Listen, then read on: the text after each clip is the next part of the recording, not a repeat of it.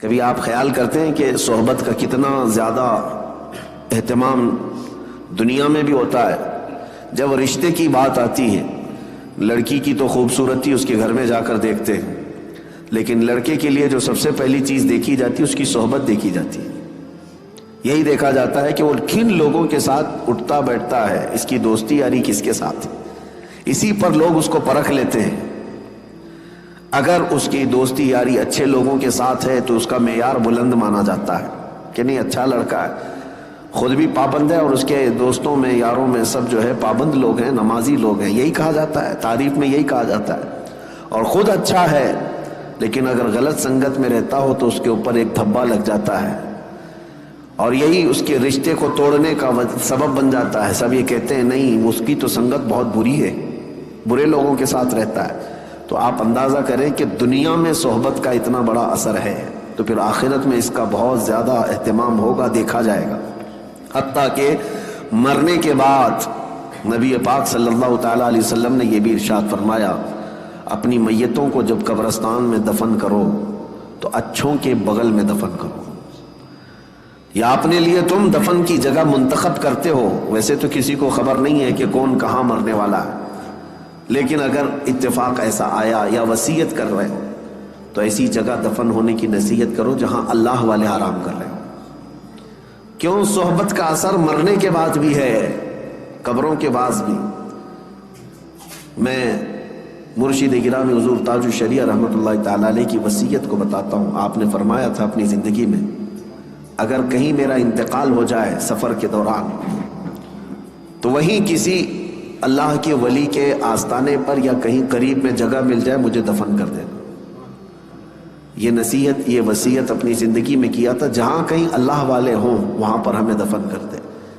میرے عزیزوں، آج ہم جو تمنا کرتے ہیں جنت البقیع میں سونے کی، اس کی وجہ بھی یہی ہے کہ 10,000 صحابہ وہاں آرام کر رہے ہیں، اولیاء کاملین، سلف صالحین، تابعین وہاں پر آرام فرما رہے ہیں۔ میری اس پوری گفتگو کا خلاصہ یہ ہے کہ آپ صحبت یہاں پر سب سے پہلے ڈھونڈو، کس کی صحبت میں رہنا چاہتے ہو۔ زندگی کے بہت مختصر دن ہیں، ظاہر سی بات ہے دھوپ میں چلنے والا چھاؤں ضرور ڈھونڈتا ہے، تو چھاؤں دیکھنے کے وقت یہ دیکھنا کہ کون سی چھاؤں لے رہے ہو، گدھے کی چھاؤں یا پھر کسی پھلدار پیڑ کے نیچے آنا پسند کرتے ہو۔ گدھا بھی کھڑا ہے، اس کی پرچھائیاں تو ہوتی ہیں، گدھا اگر کھڑا ہو تو اس کی پرچھائی تو پڑتی، وہاں پہ بھی چھاؤں ہے۔ اگر تم یہ سوچتے ہو دھوپ سے بچنے کے لیے یہ چھاؤں لے لوں تو تمہاری سوچ پر اور تمہارے انتخاب پر تو دنیا کہے گی۔ ہاں، اگر تم نے کسی گھر کا سایہ لیا یا کوئی درخت کا سایہ لیا تو کم از کم اتنا تو کہا جائے گا کہ ہاں اس نے سوچ سمجھ کر کے چھاؤں کا انتخاب کیا ہے۔ لیکن میں جس چھاؤں کی بات کر رہا ہوں میرے عزیزوں، جن صحبتوں کی میں بات کر رہا ہوں، اپنی اس شارٹ زندگی میں، مختصر زندگی میں اس صحبت کا انتخاب کرو جو صحبت تمہیں رسول اللہ کے قدموں تک پہنچاتی ہو، نبی پاک صلی اللہ تعالیٰ علیہ وسلم تک پہنچاتی ہو، اس صحبت کا انتخاب کرو۔ اور اسی لیے جانتے ہیں صوفیاء اکرام نے پیر کا انتخاب کرنا، مرشد کون ہوتا ہے اس کے لیے بھی کیا رکھا ہے جانتے ہیں؟ ظاہر سی بات ہے مرشد اور پیر ایک سایہ ہے جس کے سائے میں بیٹھ کر کے دل کو قرار آتا ہے، سکون آتا ہے۔ دنیا کی دھوپ، گناہوں کے جھمیلوں سے نکل کر کے جب اپنے مرشد کے سائے میں بیٹھے تو اس کو دل کا قرار آئے۔ لیکن جانتے ہو صوفیاء اکرام نے مرشد تلاش کرنے کے لیے بھی یا پیر ڈھونڈنے کے لیے بھی جو چیز سب سے اہم بتائی ہے وہ کیا ہے؟ یہ علامتیں نہیں رکھی گئی ہیں کہ چہرہ گورا ہونا چاہیے، کپڑے ایسے پہنتا ہو، اتنا لمبا ہو، اتنا ناٹا ہو، اتنا چوڑا ہو، یہ سب چیزیں تو نہیں ہیں۔ لیکن البتہ یہ کہا گیا ہے، یہ فرمایا گیا کہ مرشد کی تلاش میں تم یہ دیکھو کہ تم صحبت میں اس کے رہنے والے ہو، اس کی چھاؤں میں بیٹھنے والے ہو۔ یہ ضرور خیال رکھنا، مرشد وہی ہوگا تمہارا جس کو دیکھ کر کے تمہیں اللہ کی یاد آنے لگے اور اپنے گناہوں سے نفرت ہونے لگ جائے، نبی پاک صلی اللہ تعالیٰ علیہ وسلم کے دیدار کی طلب بڑھ جائے۔ یہ صحبت کا اثر ہے، ورنہ صرف ناموری ہے تو پھر تم اس کی صحبت میں جا کر کے بھی کچھ نہیں اٹھا سکو گے۔ عزیزان گرامی وقار، اسی کو قرآن نے کہا ہے، اے ایمان والو اللہ سے ڈرو اور سچوں کی صحبت میں آ جاؤ، سچوں کی صحبت میں آ جاؤ۔ اور سچے کون ہیں؟ دنیا کے سب سے سچے لوگ انبیاء اکرام علیہ السلام، ان کے بعد صدیقین کی جماعت، ان کے بعد شہداء اور صالحین اولیاء اکرام کی جماعت، یہ وہ ہیں جن کو قرآن نے صادقین کہا ہے۔ اب میں آپ کو بتاؤں، یہ تو ہم تشریح کر رہے ہیں صادقین، لیکن میں آپ کو بتاؤں دنیا کا سب سے بڑا صادق جس کو کفار و مشرکین بھی صادق کہتے تھے وہ میرے رسول کی ذات۔ مکہ کے کفار کیا کہتے تھے رسول اللہ کو؟ امین اور صادق ہی کہتے تھے۔ یعنی قرآن تو کہہ رہا ہے سچوں کی صحبت میں ہو جاؤ، میں کہتا ہوں پوری دنیا کا جس کے سچا ہونے پر اتفاق ہے اس کی صحبت کتنی اہمیت رکھتی ہے۔ اس رسول پاک صلی اللہ تعالیٰ علیہ وسلم کی صحبت میں آ جاؤ۔ اب بات آتی ہے رسول کی صحبت کیسے؟ اب اللہ کے رسول صلی اللہ تعالیٰ علیہ وسلم ہماری زندگی میں موجود نہیں ہے، وہ اپنی ظاہری حیات میں آج نہیں ہے، تو پھر رسول کی صحبت ہم کیسے اختیار کریں؟ تو نبی پاک صلی اللہ تعالیٰ علیہ وسلم کی احادیث کے ذریعے سے ملتا ہے کہ پھر امت کے جو اولیاء اکرام ہیں، علماء صالحین ہیں، وہ نبی کے نائب ہوتے ہیں، ان کی صحبت نبی کی صحبت۔ یہ جو چین ہے اپنے مشائخ سے وابستہ رہنے کی، تو اگر کوئی اس کو دکان سمجھتا ہے تو وہ بے عقل اور بے وقوف ہے۔ علماء اور مشائخ سے جو عوام وابستہ ہے اس کی ایک وجہ یہی ہے کہ یہ رسول اللہ کی صحبت حاصل کرنا چاہتے ہیں۔ مجھے یہ بتاؤ اے میرے عزیزو، تمہیں سنتیں اگر سیکھنا ہے، نبی پاک صلی اللہ علیہ وسلم کی سیرت تمہیں جاننا ہے، یا اب تک تمہارے پاس معلومات آئی ہیں تو کس کے ذریعے سے آئی؟ علماء اکرام کے ذریعے سے آئی۔ تو رسول اللہ کے وہ نائب ہیں اور ان کی صحبت تمہارے لیے نبی کی صحبت ہے۔ اب سنو آگے کی بات، یہ تو میں تمہید کے طور پر آج عرض کیا، اور اب صحبت کا فائدہ بھی میں آپ کو بتاؤں۔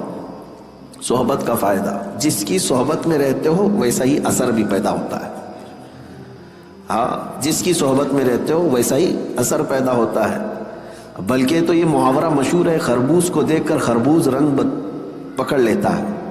ہاں، یعنی جو اناج ہے، جو نباتات ہے، اس میں اگر یہ اثر ہوتا ہے کہ ایک پھل دوسرے پھل کو دیکھ کر ویسی رنگ پکڑتا ہے، تو پھر انسان تو انسان ہے، انسان فلیکسیبل ہے، یہ بہت جلدی اڈاپٹ کرتا ہے دوسری چیزیں۔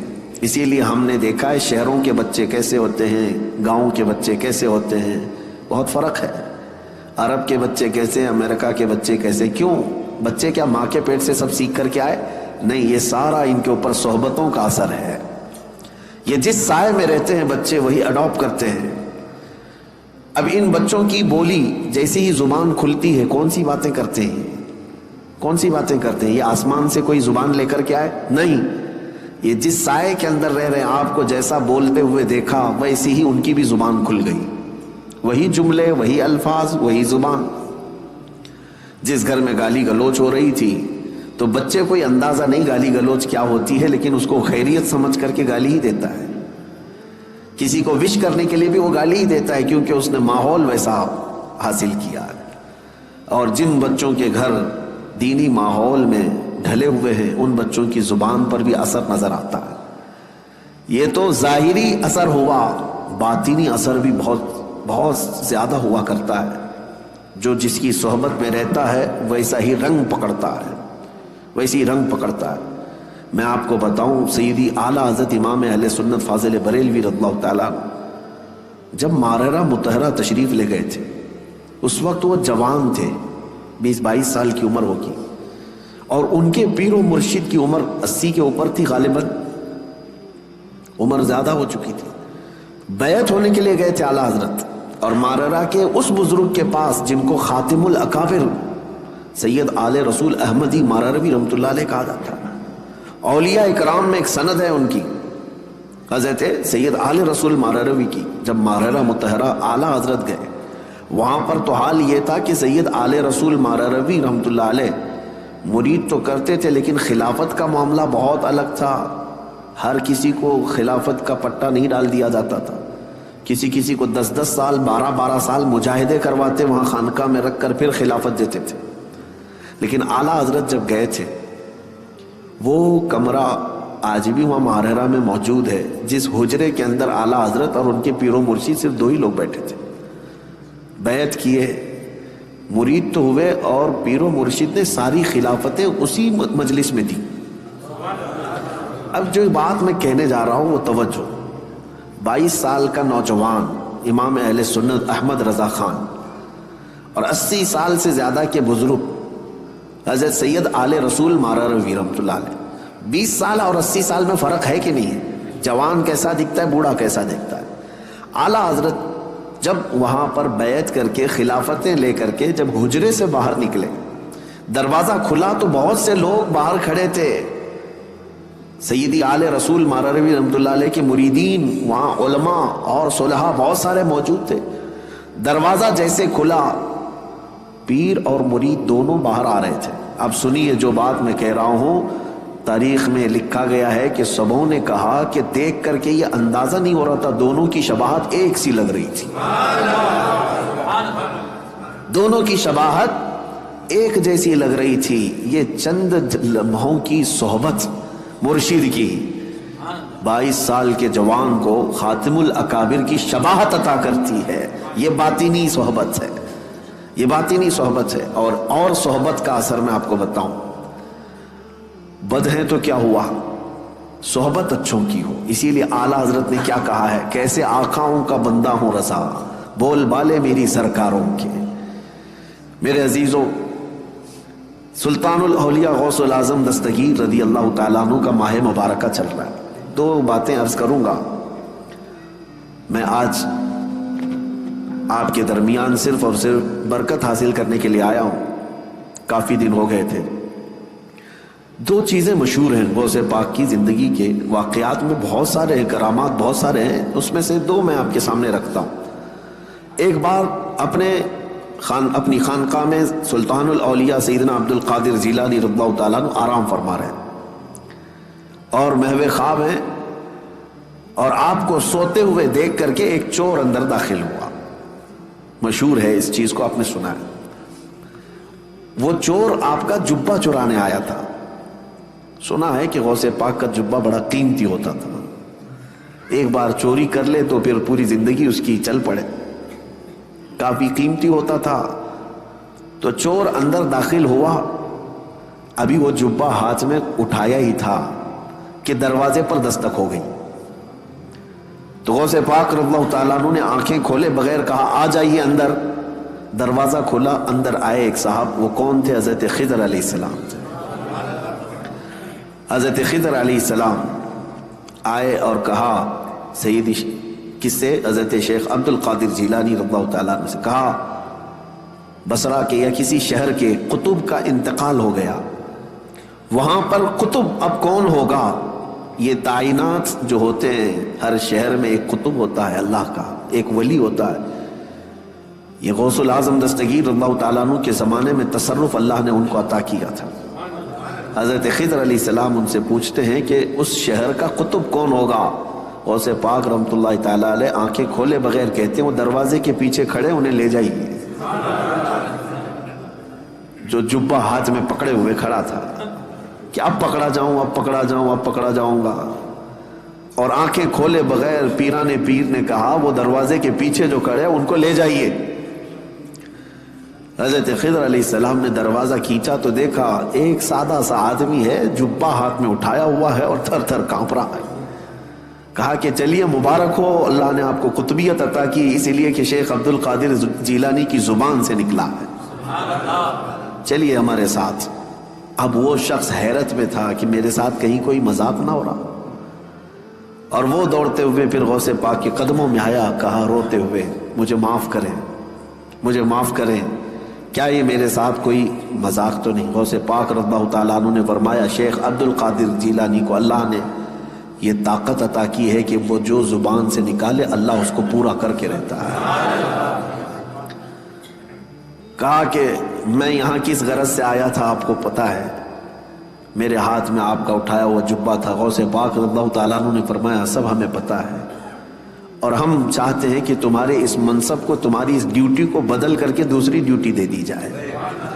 اب یہ واقعہ تو ہم نے سنا، کئی مرتبہ سنا، لیکن ایک بزرگ سے میں نے سنا اور انہوں نے یہ بیان فرمایا اور کہا کہ بیٹا آپ جانتے ہو چوری کرنے والے کو تو سزا دی جاتی ہے، اسلام سزا دیتا ہے، اور یہاں وہ جبہ ہاتھ میں لے کر چرایا ہوا آدمی رنگے ہاتھوں پکڑا گیا. سزا دیتے، ہاتھ کاٹتے، اور اس کو بجائے اس کے کہ صرف معاف کر کے چھوڑتے، پھر قطبیت کا مقام بھی دے دیا. یہ سوال جب آتا ہے ذہن میں تو پھر اس بزرگ نے فرمایا کہ بات در حقیقت یہ ہے کہ اللہ کریم بھی نسبتیں دیکھتا ہے. وہ چور چوری تو کیا تھا لیکن ہاتھ میں دامن کس کا تھا؟ ہاتھ میں کیا تھا؟ غوث پاک کا جبہ تھا. جبہ جو پکڑا تھا، یہ نسبت نے اس کو، اس صحبت نے اس کو مقام قطبیت تک پہنچا دیا. اب میں آپ سے کہتا ہوں کہ غوث پاک کا جبہ پکڑے تو قطبیت کے مقام پر پہنچے، اور جو رسول اللہ کے قدموں پر جان دے اسے رب ذوالجلال غوثیت کے مقام پر پہنچاتا ہے. ایک بات یاد رکھیں، نبی پاک صلی اللہ علیہ وسلم پر جو صحابہ نے اپنی جانیں دی ہیں حضور اکرم صلی اللہ تعالیٰ علیہ وسلم کی محبت میں، غوث، قطب، ابدال، نجبہ، شرفا کوئی وہاں تک نہیں پہنچ سکتے جہاں رسول اللہ کے صحابہ پہنچے. کیوں؟ صحبت کا اثر ہے، صحبت کا اثر ہے. اسی لیے صحبت چن کر کے اختیار کرو، کہیں ایسا نہ ہو کہ بعد میں پچھتانا پڑے. ہم نے تو پولیس کو بھی دیکھا ہے، خواہ کچھ لوگوں کو اٹھاتے ہیں اور لے جاتے ہیں پکڑ کر کے. کیا قصور ہے بھائی اس کا؟ کہا فلاں نشیڑی کے ساتھ تو یہ بھی کانٹیکٹ میں تھا. کانٹیکٹ میں تو تھا ہی، ہم اس کو تلاشی لیں گے، کہیں اس کا بھی جرم نکل گیا تو وہی سزا اس کی بھی ہوگی. ابھی تو شک میں اٹھائے ہیں. میرے عزیزو، حال تو اب یہ ہے کہ اگر غلط لوگوں کا فون بھی 2-3 بار ہمارے فون پہ آ گیا تو بھی آپ اندر جا سکتے ہیں. یہ صحبت کا اثر آپ دیکھو. دنیا میں جب آپ کو پکڑا سکتا ہے تو پھر آخرت میں کس قدر سخت ہوگا، اندازہ کرو میرے عزیزو. اس لیے اپنی صحبت کو پاک رکھو، اپنی صحبت کو پاک رکھو. ایسا نہیں ہے، بعض لوگ یہ کہتے ہیں کہ ہم تو اس میں کچھ حصہ نہیں لیتے. میں سب کی بات نہیں کر رہا، اب صحبت کے لیے بعض تفریق بھی میں آپ کو بتا دوں. عوام الناس، آپ لوگوں کے لیے یہ ضروری ہے کہ اپنی صحبت کا انتخاب خوب اچھا رکھو، اپنی اولاد کے لیے بھی. اب رہی بات علماء صالحین، علماء ہیں، مبلغین ہیں، دعات ہیں، ان کا کام کیا ہے؟ لوگوں کی اصلاح کرنا. مثال کے طور پر اگر ہم چند نشہ خور لوگوں کے درمیان اگر بیٹھے ہیں تو اس کا مطلب یہ نہیں کہ ہم ان کی صحبت حاصل کر رہے ہیں. ہم یہ چاہتے ہیں کہ ہماری چھاپ ان کے دل پر ڈالی جائے. تو یہ صرف علماء، دعات، مبلغین کا کام ہے. جیسے ڈاکٹر مریضوں کے بیچ میں رہتا ہے تو بیماری نہیں لیتا بلکہ ان کی بیماری کو دور کرتا ہے. لیکن عوام الناس، عام لوگ اگر بیماروں کے ساتھ رہنے لگے تو پھر یہ کہا جائے گا کہ یہ بیماری یہ بھی لے لے گا، یہ کہا جاتا ہے. لہٰذا ایک واقعہ تو غوث پاک کا میں نے بتایا کہ چور بھی مقام قطبیت پر پہنچ گیا. وجہ کیا تھی؟ دامن ہاتھ میں کس کا تھا؟ غوث اعظم کا تھا. اسی لیے جمیل قادری رحمۃ اللہ تعالی علیہ یوں فرماتے ہیں، عزیزو کر چکو تیار جب میرے جنازے کو، تو لکھ دینا کفن پر نام والا غوث اعظم کا. اب دوسری بات، بغداد مقدسہ میں جو ایک واقعہ مشہور ہے کہ حضرت شیخ احمد جام اپنی شیر کی سواری کرتے ہوئے بغداد کے کسی بھی محلے میں جاتے تو اس محلے والے ایک گائے ان کی شیر کو قربان کر دیا کرتے تھے. وہ غوث پاک کے محلے میں آئے اور بولا کہ جاؤ شیخ عبد القادر جیلانی کی خانقاہ سے بھی ایک گائے ہمارے شیر کے لیے لے آؤ. غوث پاک نے منع نہیں فرمایا، اپنے خادم سے کہا لے جاؤ لنگر خانے سے جو گائے ہوگی. لے کر کے گئے، لیکن وہاں پر ہڈیاں کھا کر پلنے والا ایک کتا، پالا ہوا نہیں، پلا ہوا. دونوں میں بہت فرق ہے. پالا ہوا نہیں، خود سے پلا ہوا. کتا نکلا ساتھ میں، اسے کسی نے ٹرین کر کے بھیجا نہیں تھا. اسی لیے میں نے لفظ میں ہی کہا کہ پالا ہوا نہیں ہے، پلا ہوا. اور غوث پاک رضی اللہ تعالیٰ عنہ کے آستانے سے جب وہ گائے شیر کے قریب پہنچی تو شیر بھوکا جھپٹا مارنے ہی والا تھا کہ یہ کتا اس پر جھپٹا مارا اور دم زدن میں شیر کو چیر کر کے رکھ دیا.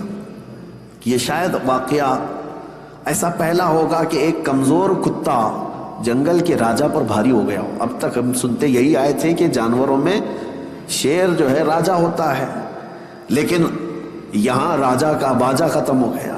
کیوں؟